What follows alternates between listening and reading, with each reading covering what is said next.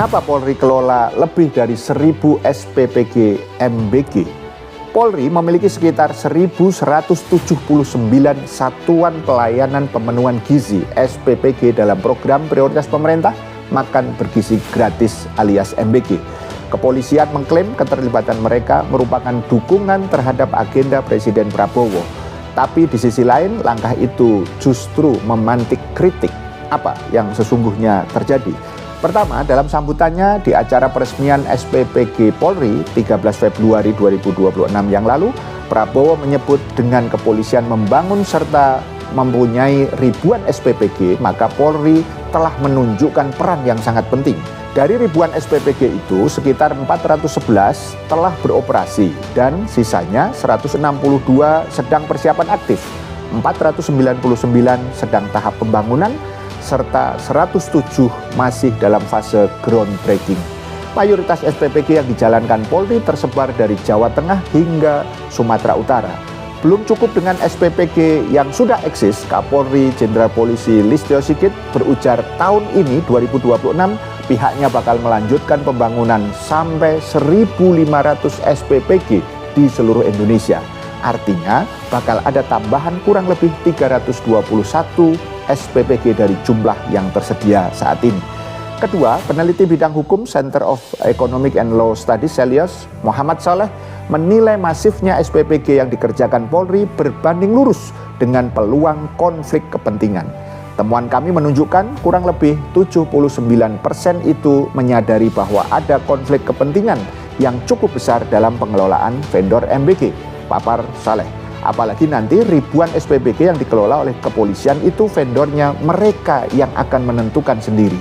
Senada dengan itu, Kepala Divisi Advokasi Indonesia Corruption Watch (ICW) Egy Primayoga menuturkan tidak ada transparansi mengenai anggaran SPPG Polri. Pemerintah, kata Egy, tidak memberikan informasi soal berapa banyak pajak warga yang digunakan untuk mendanai operasional SPPG Polri, atau melalui instansi mana anggaran tersebut dikeluarkan. Tanpa ada transparansi, maka celah penyelewengan menjadi terbuka, ujar Egy. Ketiga, ketika menjawab pertanyaan BBC News Indonesia seputar SPPG yang diurus kepolisian, Kadif Humas Polri Irjen Joni Edison Isir mengatakan pengelolaan SPPG Polri berada di bawah koordinasi langsung Yayasan Kemala Bayangkari.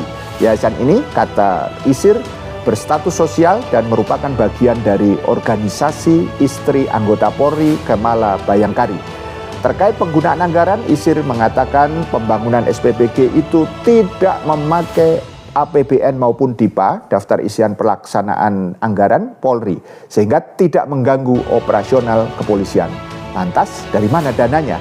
Selain transfer Badan Gizi Nasional, Polri memanfaatkan 3 saluran, ucap Isir. Pertama, dana koperasi Polri di level Polda atau Polres. Kedua, pinjaman bank negara dengan bunga ringan. Ketiga, kerjasama antara mitra atau pihak ketiga. Untuk mencegah konflik kepentingan atau peluang penyelewengan, Polri memastikan bakal senantiasa berkoordinasi dengan BGN di berbagai tingkat. Keempat, menurut analisis peneliti Celios Muhammad Saleh, uang yang berputar di SPPG Polri mampu menyentuh lebih dari 1 triliun rupiah dalam sebulan, memakai skenario 1.179 buah SPPG yang berada di bawah payung Yayasan Kemala Bayangkari. Bagi Saleh, ketika polisi diberi ruang menjalankan fungsi-fungsi pelaksanaan teknis yang berhadapan langsung dengan masyarakat, hasilnya ialah potensi fraud yang cukup tinggi. Peluang penyelewengan terhadap pelaksanaan anggaran di SPPG Polri disebut Kepala Divisi Advokasi ICW Egy Primayoga berakar dari minimnya transparansi di dalamnya. Egy menilai pemerintah tidak memberikan informasi berapa banyak pajak warga yang digunakan untuk mendanai dana operasional SPPG Polri. Atau, sambung Egy, lewat instansi mana anggaran tersebut dikeluarkan. Tanpa adanya transparansi, Egy menekankan maka celah penyelewengan menjadi terbuka. Persoalan semakin pelik andai kata muncul masalah yang menyeret SPPG Polri dalam konteks keracunan misalnya, sejauh mana kepolisian bakal bertindak jika kasus serta perkaranya ditemukan di SPPG milik Polri, jelas Egy. Dan penegakan hukumnya dapat berjalan tumpul, lalu korban tidak mendapatkan keadilan, ujar Egy ketika dihubungi BBC News Senin 16 Februari. So, bagaimana ini Pak Prabowo? Paham sampai di sini? Salam melek politik.